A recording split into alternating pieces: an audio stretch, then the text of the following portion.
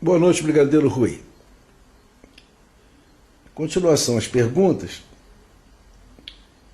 O STF, o Supremo Tribunal Federal, a instância máxima da justiça brasileira, recentemente concluiu que a anistia decretada em 1979 abarcava também torturadores e assassinos do período ditatorial. O que o senhor acha da decisão? O senhor recentemente ingressou com uma ação no Supremo Tribunal Federal, juntamente com entidades defensoras dos direitos humanos, responsabilizando o Estado brasileiro por uma série de violações até hoje não apuradas. O que o motivou a fazer isso?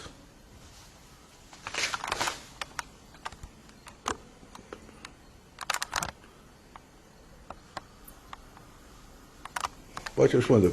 Bom, eu sou filho de um juiz e seria eu aqui a última pessoa a fazer uma crítica à Corte Maior do Brasil, da Justiça Maior. Entretanto, eu tomei a deliberação de entrar, de apoiar a OAB e pedir um esclarecimento também para a Justiça sobre esse problema, como é que o torturador tem o mesmo lugar do torturado. Eu considero isso uma injustiça. E pensei que isso fosse assim, uma tese somente para se gastar palavras e mais ratificar o valor que tem a anistia para os torturados e a punição para os outros. Bom, me assustei quando eu assisti no tribunal as opiniões dos grandes juristas, todos eles muito respeitáveis, e quem sou eu para fazer uma crítica? Mas eu posso dizer, com a minha opinião e a opinião da opinião pública brasileira, que todo mundo foi contra. Todo mundo foi contra, quer dizer, o pessoal que apoiou aquele pessoal da UDN militar, que trabalha há muitos anos, para pegar o poder e não consegue pegar o poder nunca, porque quando ela chega no poder, ela nem chega no poder. Ela chegou no poder no Jânio Quadros, chegou no poder depois com a Revolução, botou generais aí que eu acho até ridículo, que diziam que era uma democracia em que, quando faltava a maioria, que os deputados, que caçavam os deputados e faziam deputados biônicos e senadores biônicos para poder suprir. Então, eu não falo assim pessoalmente para dizer o respeito até à memória do meu pai, porque a justiça, ele dizia sempre no tempo de que Getúlio, era em 1930, eu tinha 10 anos de idade, em 1930 meu pai disse: meu filho, a ditadura não tem apelo, não tem apelo. Mas a única coisa que a gente ainda acredita é que de vez em quando a justiça entra e dá a sentença. Ele era juiz de direito lá nessa comarca. E ele era um dos que defendia a sentença. Era um sujeito tão correto nesse ponto que dois interventores, o Martim de Almeida e o Ciroa da Bota, foram lá na minha terra, viajaram durante um dia e meio de trem, mais os 7 dias de Rio, para chegar lá para conhecer meu pai, para perguntar para ele. E de São Luís? Meu pai, sim, com toda delicadeza e com a lei, apenas com a lei na mão, ele mostrou. Então meu pai sempre dizia: você quer ser militar? Vá. Eu não sou militar. Eu sou contra você entrar para o militarismo. Mas os militares têm uma coisa com eles são justos. Bem, então eu acho que é discutível se eu chegar aqui e abrir uma questão dizendo que eles foram errados, fizeram isso, fizeram aquilo. Eu acho, o direito aos jornais que acham também, que eles erraram, fizeram um julgamento de acordo para acomodar os militares, o setor militar, e acomodar o governo que está numa pré-eleição aí. Então, eu discordo completamente, radicalmente, e lamento muito que a minha tese, que era para se analisar a anistia do militar, a anistia do torturado e a anistia do torturador. Não tem cabimento, não há palavras que me convençam a isso. Mas quem sou eu para estar aqui me opondo aí? Eu tenho o direito como cidadão e um oficial da reserva e um sujeito que sempre defendeu a democracia, foi filho de um juiz que me escreveu aquela carta que todo mundo conhece, e foi a mensagem que eu fiz para os jovens do Brasil, foi essa carta de meu pai. Então eu queria só dizer que eu lamentei muito essa posição do Supremo Tribunal Federal. E lembrando, né, o brigadeiro, que quando o senhor foi preso na primeira vez, o senhor foi jogado no porão infecto de um navio, enquanto todos seus companheiros estavam no navio de passageiro Princesa Leopoldina. E na segunda vez, o senhor foi sequestrado e jogado também no catre imundo de um quartel. Antes disso, o senhor foi encapuzado e o deixaram numa sala cheia, mas em 2 horas, sem falar uma palavra com o senhor. Isso é uma forma de tortura também.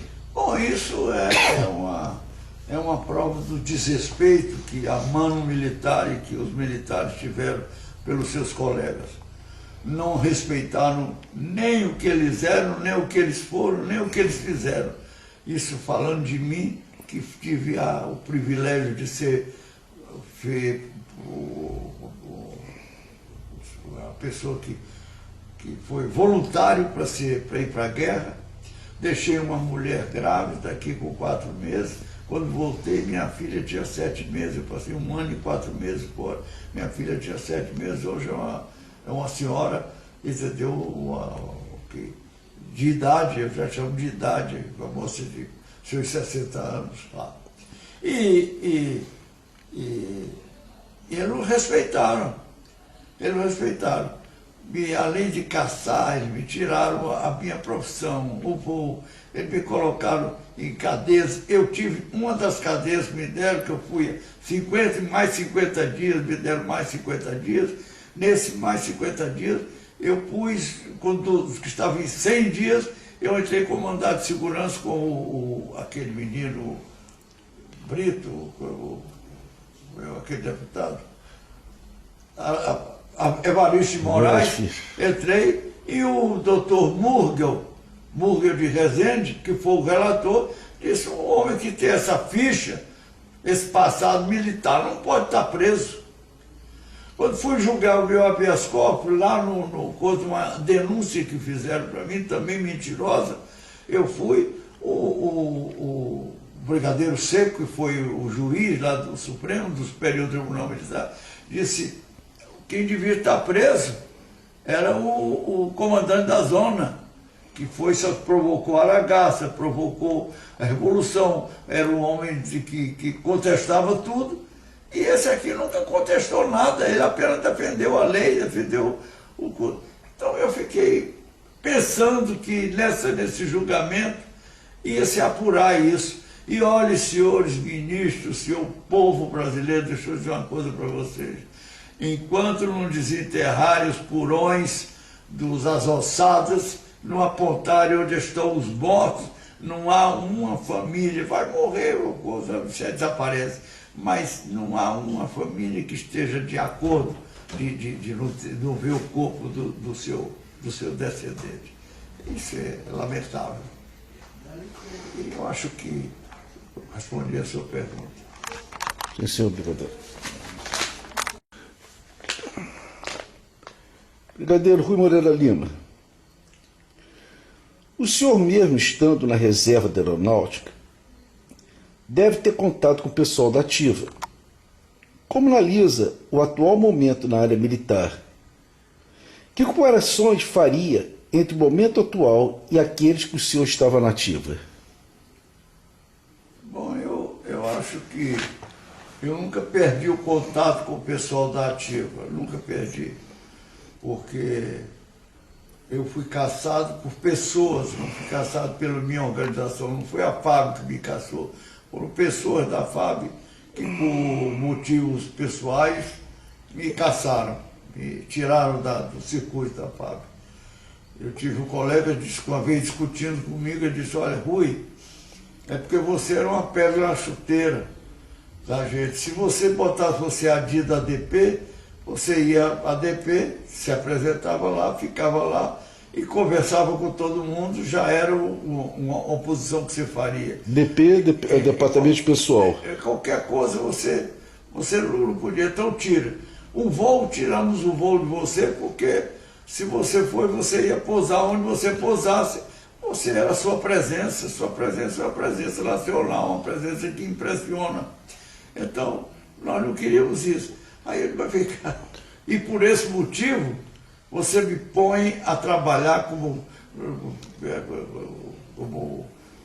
vendedor de fubá mimoso, milho pipoca, grão de bico, arroz, feijão, óleo de girassol, cera tacolac e alpiste, alfazema e o diabo. Peraí, rapaz, mas que coisa. Isso foi 4 anos depois e ele foi caçado. Não foi caçado, mas ele foi afastado do voo, porque no governo, depois do governo Castelo Branco, do qual ele fez parte, o governo seguinte disse, não, esse é muito cachelista para nosso gosto.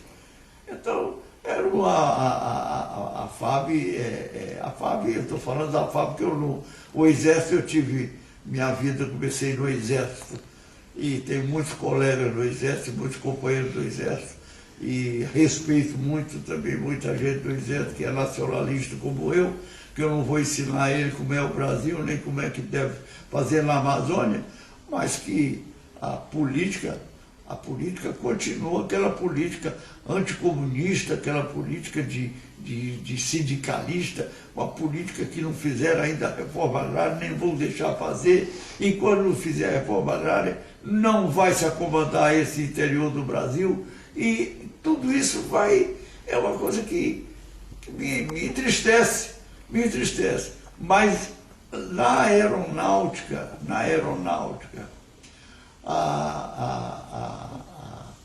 eu conheço o pessoal da aeronáutica. Como militares, eles são padrões. Como defensores da pátria, são padrões.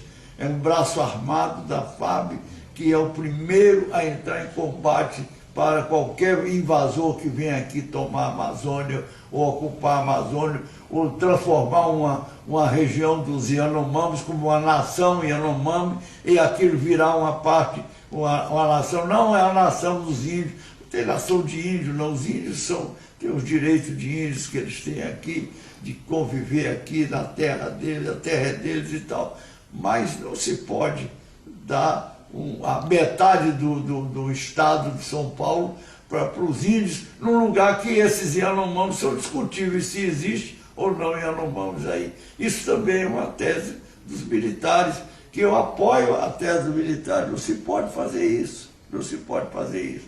Então, eu acho que há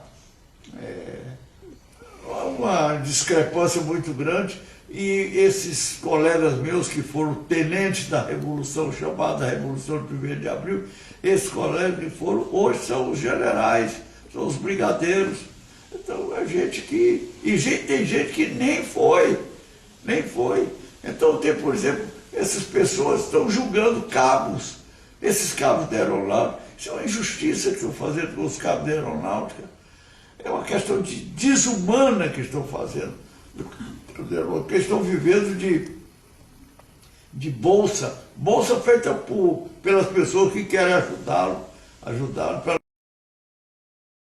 não morrer de fome, entendeu? Que a gente dá o hospital para ele, a gente arranja com os hospitais nossos pessoas para dar receita para fazer um exame que ele não pode fazer aqui fora.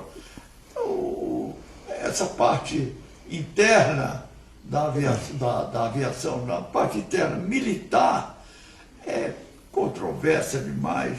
Eu deixei de ir ao clube militar, não vou mais ao clube militar. Ou mais, deixei porque, aí, apesar das conferências serem muito bonitas, serem muito brasileiras, mas eu não vou porque tem gente lá que não tem a sinceridade que eu tenho, e eu não posso mais estar brigando nem estar trocando palavras com ninguém. Então eu vou lá e peço, sempre digo, agradeço o convite que me mandam, não posso ir, e realmente não posso ir, estou com 91 anos, minhas pernas já não andam bem, e ando com o enfermeiro do meu lado, então é melhor não ir. Agora, na aeronáutica eu vou, porque na aeronáutica eu tenho amigos na aeronáutica, eu tenho gente moça na aeronáutica que se habituou a me ver como o sujeito que combateu o nazismo lá na aeronáutica. Chegou aqui e manteve uma posição democrática. Na Revolução foi caçado por não aceitar as imposições dos nossos colegas da aeronáutica que estavam dominando o governo, esses generais todos que passaram por aí e que permitiram a tortura, não foram torturadores, mas permitiram a tortura. Quem permite a tortura tem muita culpa nisso, Então, tudo isso assusta. A pessoa está vendo agora uma eleição do governo do presidente Lula, com a dona Dilma, e do Serra e a dona Marina. São 3 eleitores ilustres, mas vem cá.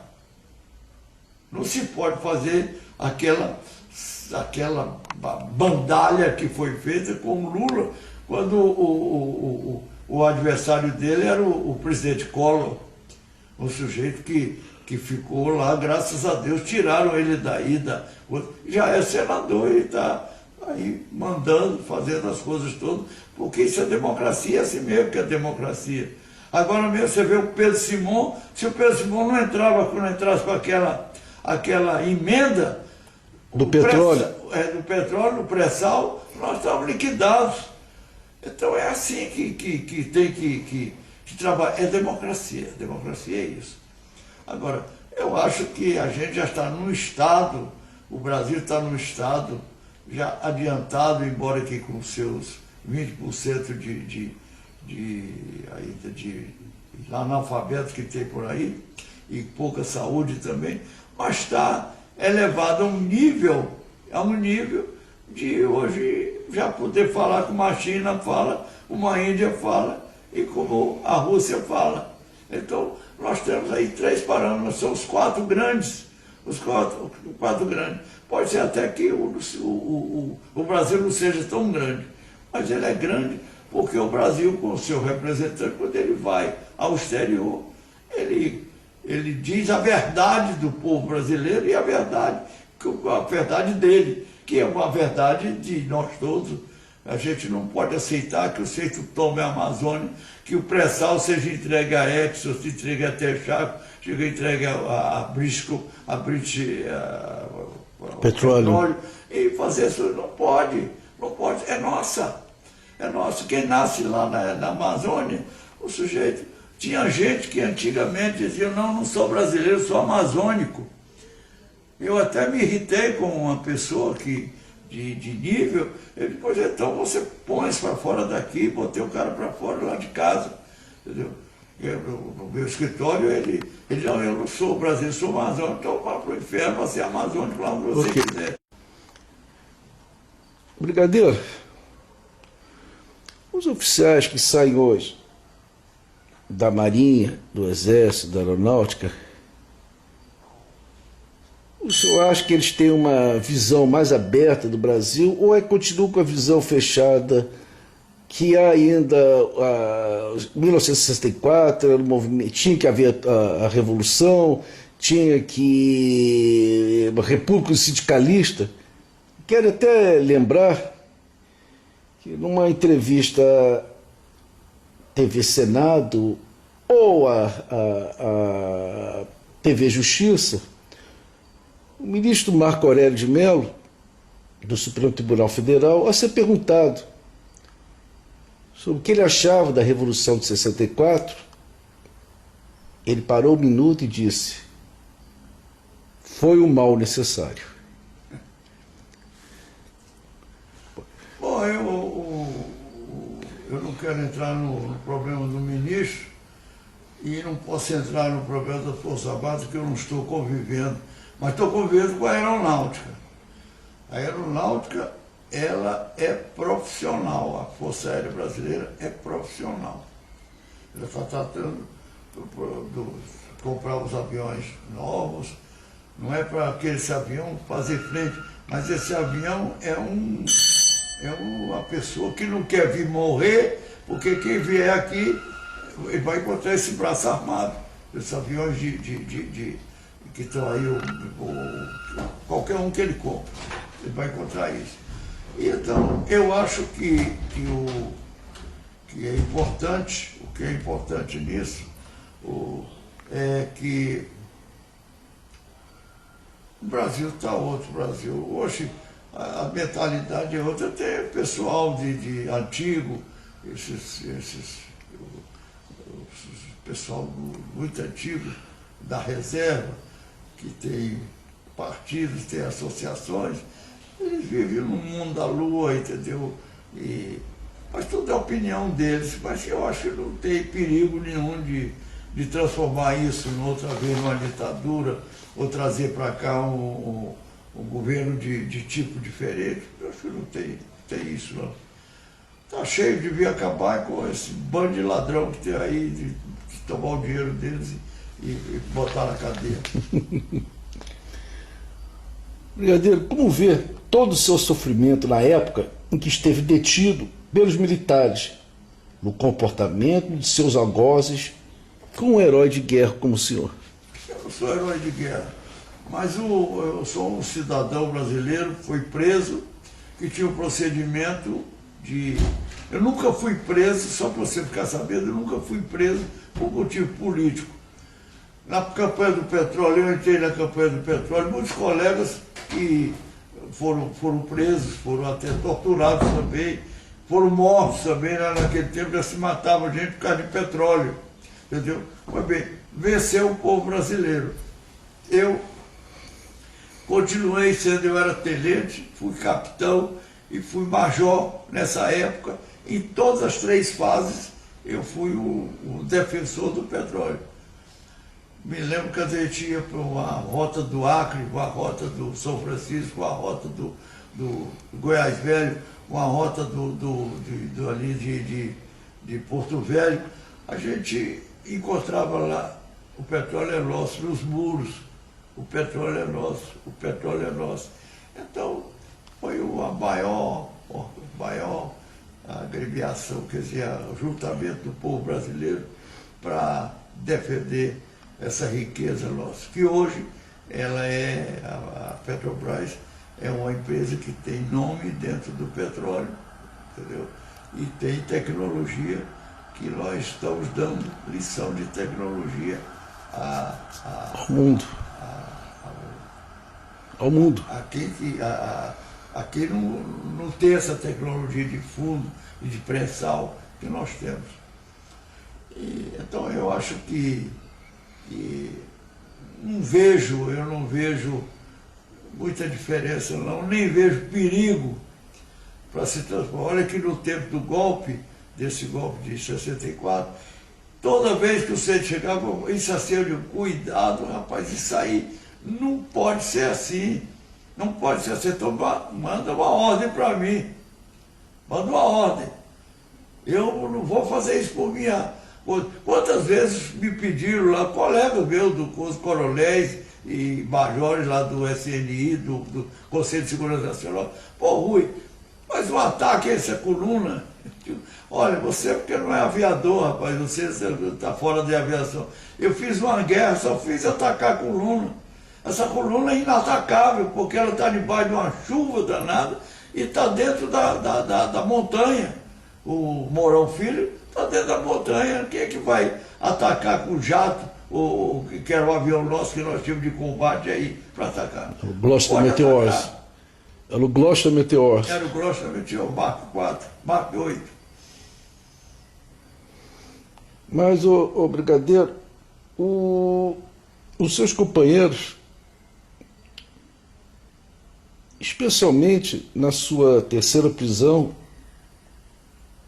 o desrespeitaram completamente. Como é que o senhor vê aquele fato, aquela época, uma razão daquilo? Essa foi, acho, a quarta prisão. Quarta.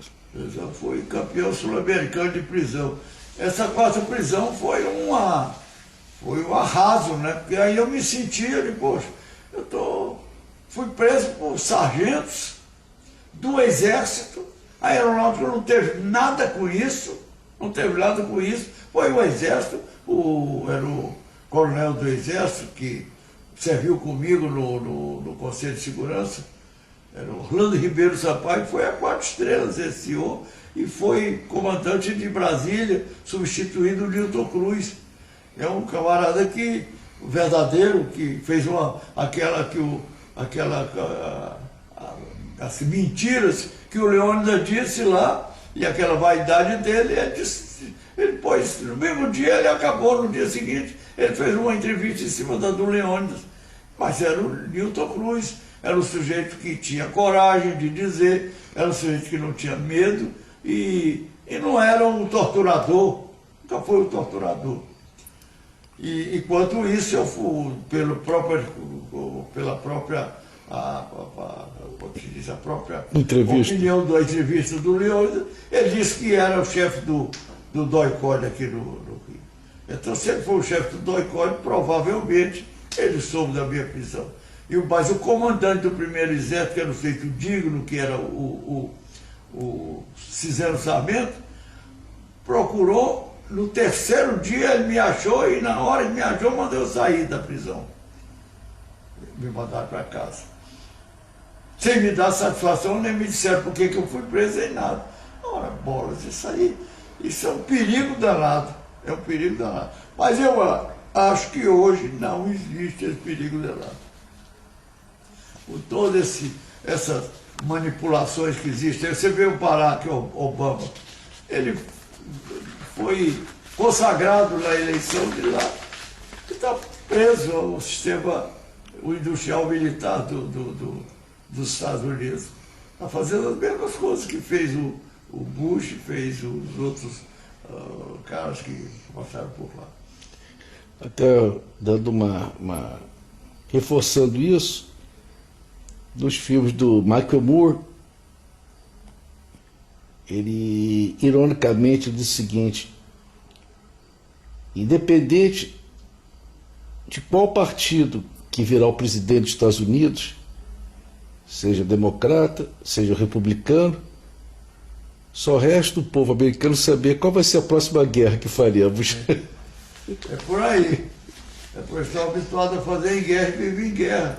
Você vê esses filmes apresentando e que pior é que eles pegam aqui o nosso exército, e o exército do mundo inteiro, você fala, Leão! E grita, fica um bando de maluco, parece um bando de maluco. Aqueles caras perdem a consciência, perdem o direito de decidir e ficam decidindo por uma loucura. Daqui a pouco eles saem em combate e é um combatente tremendo, de valente e tudo, mas já é difícil você convocar gente para ir para uma guerra dessa. Você já está contando até 10 para ir. Não é mais assim, não é uma guerra preciso, é quase uma guerra de mercenário. Não sei como é, porque eu não entendo do regulamento dele, nem estou interessado nisso, mas é por aí. Agora, que é uma loucura, é uma loucura. O sujeito inventa que lá no Iraque eles tinham material de químico, né, para atacar. Destruição em massa. Hein? De destruição em massa. Peraí. Destruição em massa foi o que eles fizeram. E tá lá, enquanto eu saírem de lá, todo dia tem lá em Bagdá mais uma bomba, mais isso. Outro dia, aquele sujeito não explodiu o carro-bomba lá em Nova York. Lá em Nova York, com toda segurança, ele não são sopa, porque são homens que Eles acreditam que Alá, do outro lado, tem a religião e que tem as valquírias e tem não sei o quê, as benesses do outro lado, que vão conviver do outro lado com Alá, e aí se prestam a fazer, botar bomba no corpo e se autodestruir e destruir os outros, que não tem nada a ver. E além disso, uma profunda raiva de que tal aconteceu com os países dele. É verdade. Mas você vê que hoje, essa crise que houve agora, essa crise, não estão deixando vir aqui porque é fogo essa crise. Qual a crise, brigadeiro? Mas A que crise o senhor está referindo, brigadeiro? A que crise o senhor está se referindo? Essa crise financeira. Sim. Essa quebra que houve lá.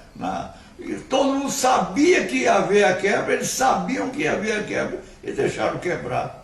Então, mas lá prenderam os ladrões, os caras que eram ricos, tão ricos ainda, mas tão ricos, prisioneiros, e que eles deviam, eles estão mandando pagar. Aqui continua a mesma coisa. O que eles prendem mesmo é esse rapaz, o garoto do Flamengo, que é um assassino. Mas os jornais mesmo estão dizendo que ele é assassino, mas não sei quando.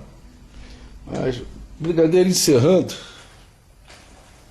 a última pergunta. Que mensagem o senhor daria aos jovens oficiais das nossas Forças Armadas e aos que estão ingressando na Aeronáutica, Exército e Marinha? Bom, na Marinha, eu não sei, eu admiro muito a Marinha, porque a Marinha, no fundo da Marinha, que nunca deu bola para o Tribunal de Contas, eles mantiveram a conservação da política atômica, mantiveram o projeto do submarino atômico e estão trabalhando lá. Eu não sei como é que funciona lá. É muito elitista a Marinha. No Exército, eu convivi com o Exército. Hoje o Exército é outro Exército, é mais um Exército. Então eu acho que o que está acontecendo, o que está se armando o Brasil, não é para fazer guerra ao Chile, para fazer guerra à Venezuela, a ninguém. É para ficar aqui até segurando contra a guerra. Hoje não tem esse negócio de Argentina, ABC, não tem isso não. É lá na Amazônia que é onde eles estão fazendo aquelas áreas que atravessam a fronteira e entregam a área para índios. Isso é um crime de lesa pátria que foi feito e que está ainda se fazendo. Então, acho que o Exército, a Marinha e a Aeronáutica, mas principalmente a Aeronáutica que eu conheço hoje, é uma aeronáutica absolutamente profissional. Esses garotos que são mal esclarecidos e que querem influir em políticas passadas que eles não viveram, quer dizer, tem sujeito que não era nem da FAB, quando esses cabos velhos estão aí com 60, 70 anos, foram para fora da FAB, por uma portaria 1104, que é uma portaria que é o ato institucional deles, e estão fazendo isso, e acham que não, é porque eles são subversivos coisa nenhuma. Estão com fome, eles estão passando fome aí, passando miséria. E porque não tiveram anistia e cortaram a anistia deles. Então eu acho que a FAB, essa FAB que eu conheço, é digna da gente apoiá-la. Não em tudo, porque não se pode, num governo democrático, num governo que tem pressões de todos os lados, que um brigadeiro, que aceitou uma função, ele não tem que fazer o que se manda fazer. O presidente Lula é um homem extraordinariamente inteligente, entende? E hoje ele é um líder, não é um líder só aqui no Brasil, é um líder internacional. E, no entanto, não fala o vernáculo, ele pratica o vernáculo mal, ele fala mal. Mas ele tem uma brasilidade dentro do coração dele, ele é brasileiro. Como esses generais todos que que serviram na Amazônia, você não encontra um general que serviu na Amazônia, seja entreguista, não encontra. Ele é amazônico, ele está defendendo a Amazônia. Esse SIG, que é o Centro de Instrução de Guerra na Selva, é uma invenção do Exército Brasileiro, é uma das coisas mais úteis que já se fez aqui nesse país, embora que o sistema, como eles treinam, eu não estou de acordo, porque é um sistema muito bruto e não são todos os que terminam o curso, porque é difícil você aguentar terminar o curso daquela pressão danada. Depois que você termina o curso, tudo bem. Mas durante o curso, é um curso ainda de fuzileiro americano. Você criou? Não criou!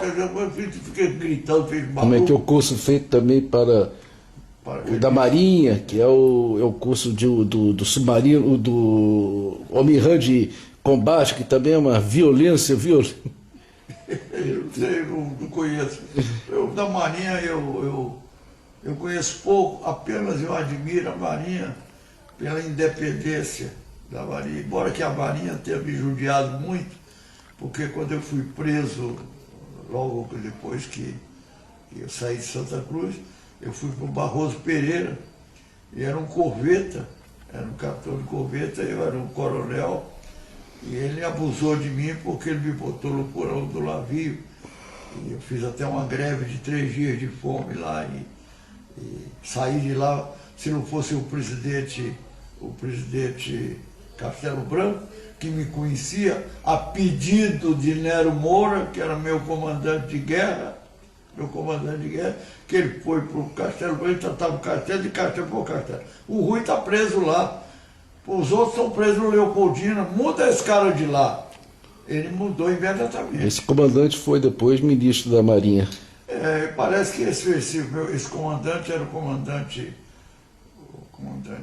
Serpa. Certo. Eu acho que ele foi ministro da Marinha. Não sei se é ele, mas me pareceu que era ele. Brigadeiro, vamos encerrar com a carta do seu pai? Vamos.